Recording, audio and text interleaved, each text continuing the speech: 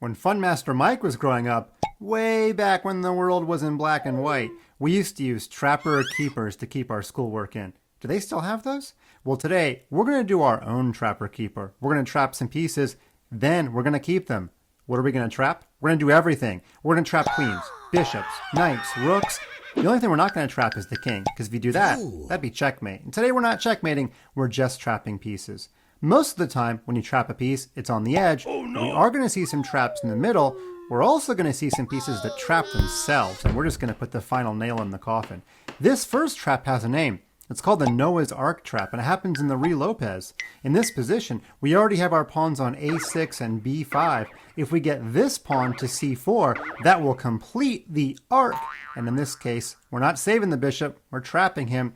We begin by playing the move pawn to c5, and no matter where the queen goes, then the pawn goes to c4. The arc is complete, and so is the trap. Now, let's see a knight getting trapped on the side of the chessboard.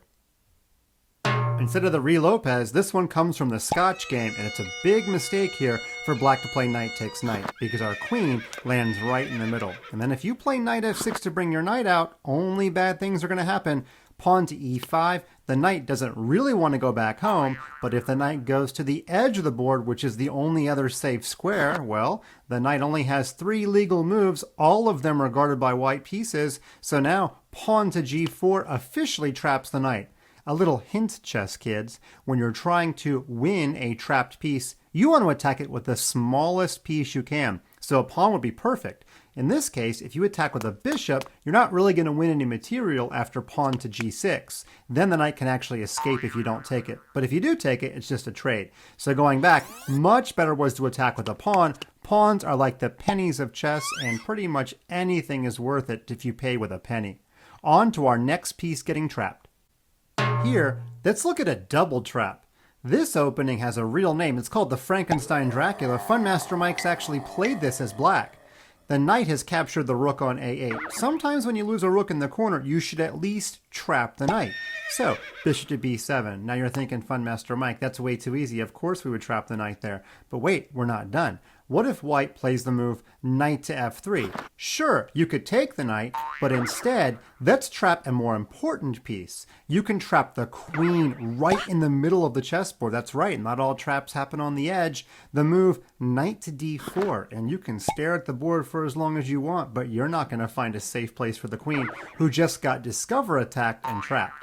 No, wait, Fun Master Mike made a mistake, you're saying. Queen takes e5, and the white queen is safe. You've already had your ChessKid lesson on in-between moves. It's time to pull that one out from inside your brain. Knight takes knight check is an in-between move. It also removes the guard, and we in fact do win the queen. I love queen traps so much, I want to take a look at a few more of them. This is one of my favorite traps I've seen in a Grandmaster game. The black queen has just traveled down to the b2 square. Now oftentimes when you capture a pawn on b2, it's called a poisoned pawn. Here it's really bad for black. The queen's on b2 and she didn't even capture a pawn, but it's not so obvious how she's getting trapped. In fact, this is our first example of sealing the coffin. We're going to make sure that black queen does not get back to safety before trapping her. And the winning move, drum roll please, e5. You didn't expect that one, did you? Yeah, we didn't capture, we didn't check, we didn't even attack anything. What we did was we took all the air out of the queen. The queen cannot get back to safety. Now, it doesn't matter what black does. Let's just say black captures the pawn. We can trap the queen, even though the queen seems to have a lot of options. Rook to c2 traps the queen. I know it's amazing, but there was no way for her to avoid that. Let's take a look at one more queen trap, and we'll come back and we'll seal the coffin a few more times after that. This was an unbelievable series of moves, and it really shows you why top players can analyze far into the position. Seems like all is okay with black. All of his pieces have lots of choices, but not so fast. f5. Now you understand why this knight didn't want to go to the edge of the board. He's basically asking you to get trapped with a move like g3 at some point in the future. So the knight went to e7, but you know what that did? It took away the queen's only escape square.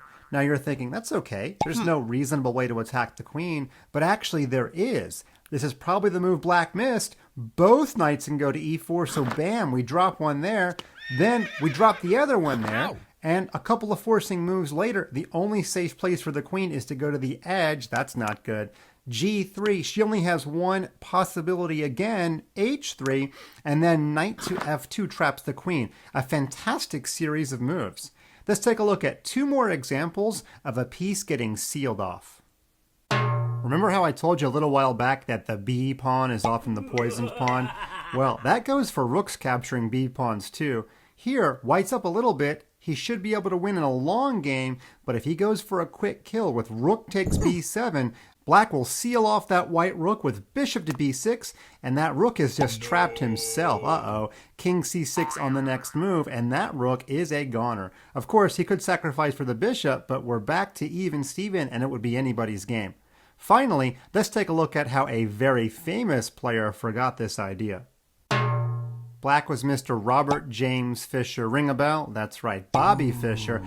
I think it's unfair to say he forgot the idea, he just didn't calculate correctly. As black, in his very first World Championship game, he played bishop takes H2. Free pawn, right? Wrong. It's time to seal the coffin. Boris Spassky played G3, and that bishop was not getting out. Bishop G1 is answered by King E2. And so instead, Bobby tried to free his bishop by playing H5. He's going to play H4 and get that bishop out of there. But look, the white king is just fast enough. H4, king to F3. That bishop never saw the light of day again. And even though black's king made a run up the board, white went on to win this game. A painful lesson indeed. There you have it, chess kids. Any piece can get trapped at any moment. What's important is to keep your pieces always with a little bit of air to breathe.